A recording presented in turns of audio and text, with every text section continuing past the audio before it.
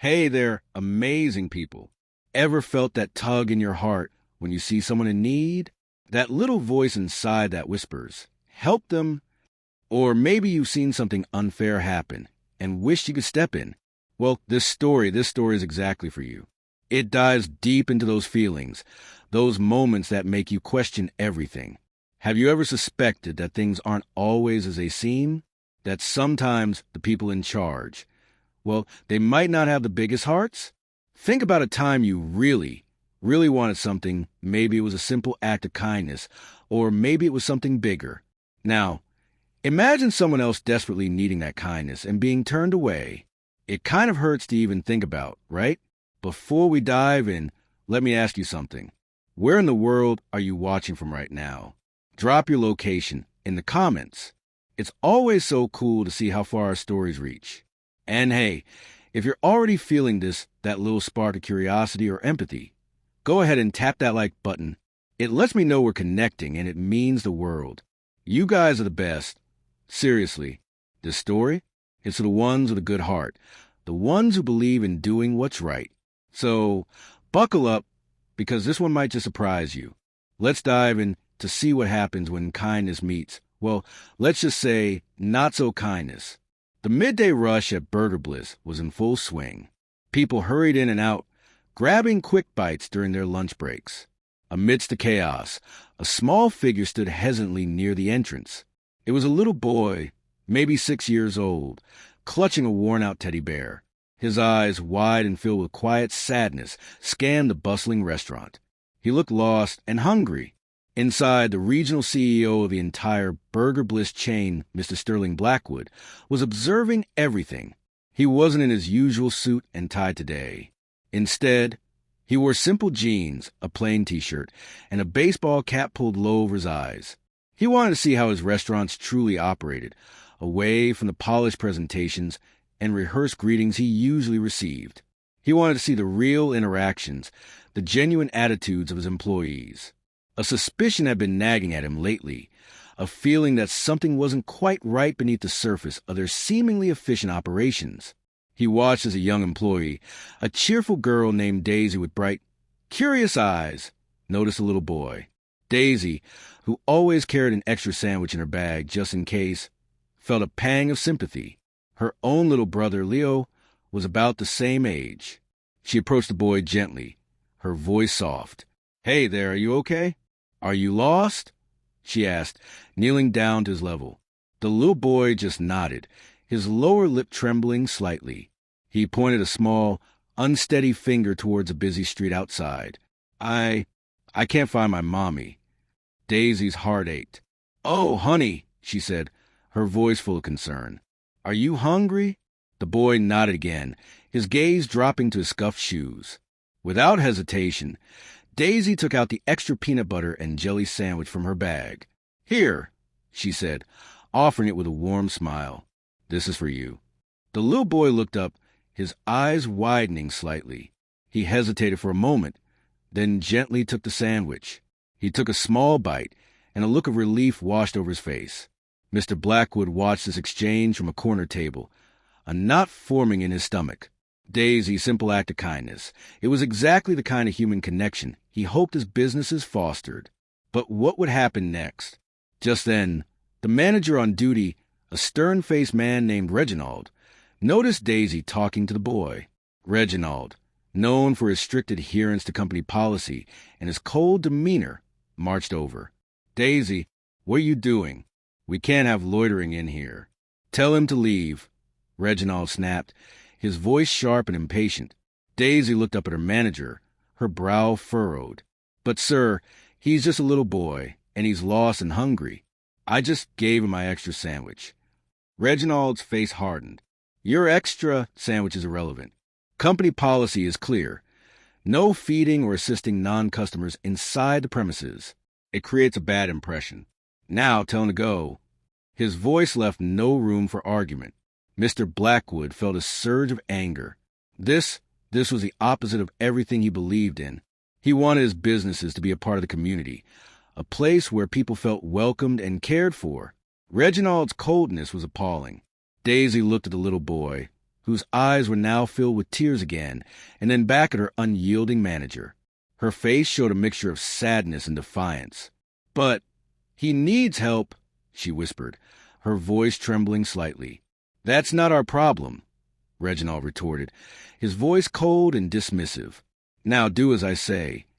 Mr. Blackwood had seen enough. He stood up, his movements slow and deliberate. He walked over to where Daisy and Reginald were standing, his eyes fixed on the manager. "Excuse me," Mr. Blackwood said, his voice calm but carrying a certain weight that made Reginald pause.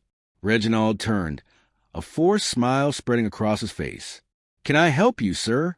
he asked, assuming Mr. Blackwood was just another customer. "Yes, you can," Mr. Blackwood replied, his gaze unwavering.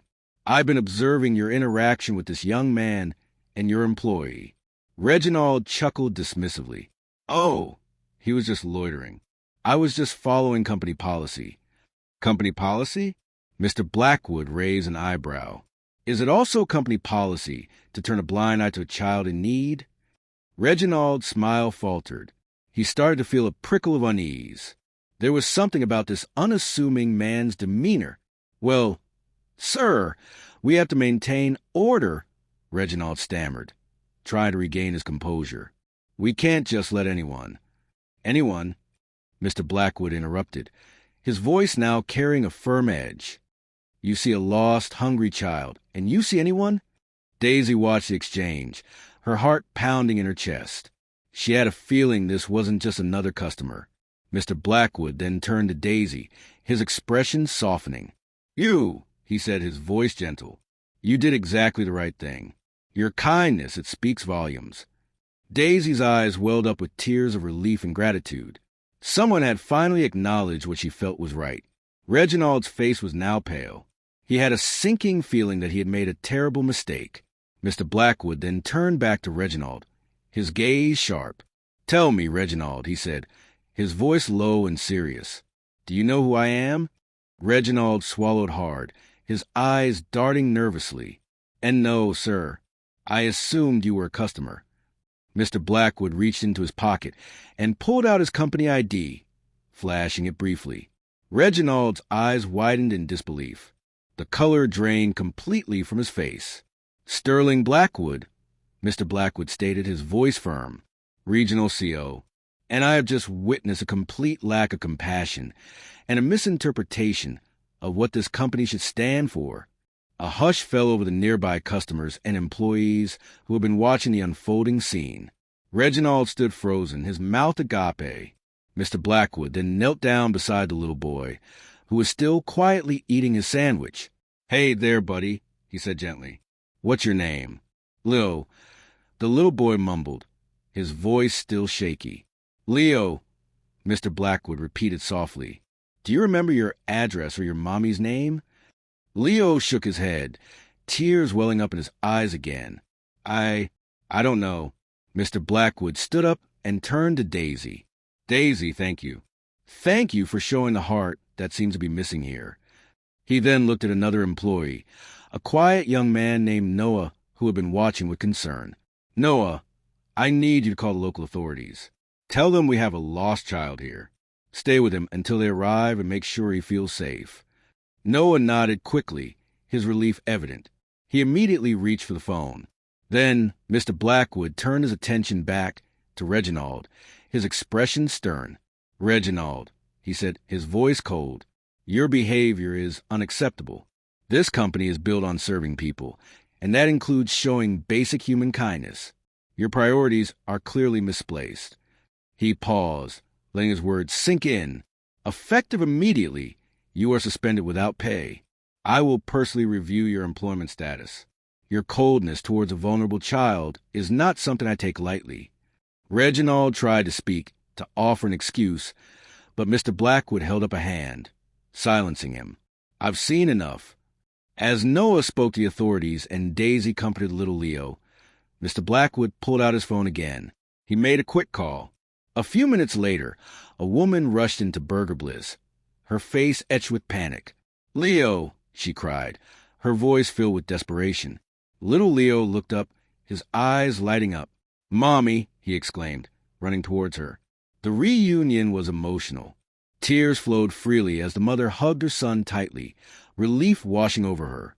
She explained that she had been running a quick errand, and somehow Leo had wandered off.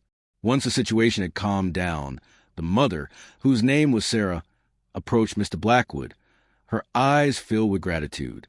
"Sir," she said, her voice trembling, I don't know how to thank you. And that kind young lady," she gestured towards Daisy. "She was so good to him." Mr. Blackwood smiled gently. "Daisy is a wonderful employee. She showed true compassion." He then looked at Sarah, his expression serious. "We will ensure Leo gets home safely. Don't worry." As Sarah and Leo left with the authorities, who had arrived to ensure everything was okay, Mr. Blackwood gathered the remaining employees. His voice was calm but firm as he spoke. "Today, I saw two very different sides of our company," he began.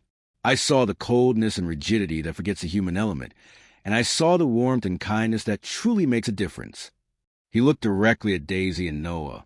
"Your actions today remind me why I started this company, to create a place that serves people with respect and empathy. You both embody that spirit." He then addressed the other employees, his gaze sweeping across their faces. "We are not just selling burgers. We are a part of this community. We have a responsibility to look out for each other, to offer a helping hand when needed. Policy should guide us, but it should never override our humanity." Later that day, Mr. Blackwood made some significant changes. He not only ensured Reginald was permanently relieved of his duties, but also announced a new company-wide initiative focused on community support and employee empowerment to make compassionate decisions. He recognized Daisy's kindness publicly and even created a Helping Hand award in her name, given to employees who went above and beyond to help others. He realized that his suspicion had been right. There was a disconnect between the company's mission and the way some of its managers were operating. This experience served as a powerful reminder that true success wasn't just about profits. It was about the people, the customers, the employees, and the community they served. And for those of you still watching, think about this. A small act of kindness, like Daisy's simple sandwich, can have a ripple effect. It can touch lives, bring comfort, and even inspire change. Never underestimate the power of a little empathy in a world that sometimes feels too focused on rules and regulations. Be like Daisy. See the need and act with your heart. What are your thoughts on this story? Have you ever witnessed a similar act of kindness or coldness? Share your experiences in the comments below. Let's create a space where we can talk about the importance of compassion. And if this story resonated with you, don't forget to hit that like button and share it with others. You never know who might need this reminder today. Thank you for listening. And remember, a little kindness goes a long way.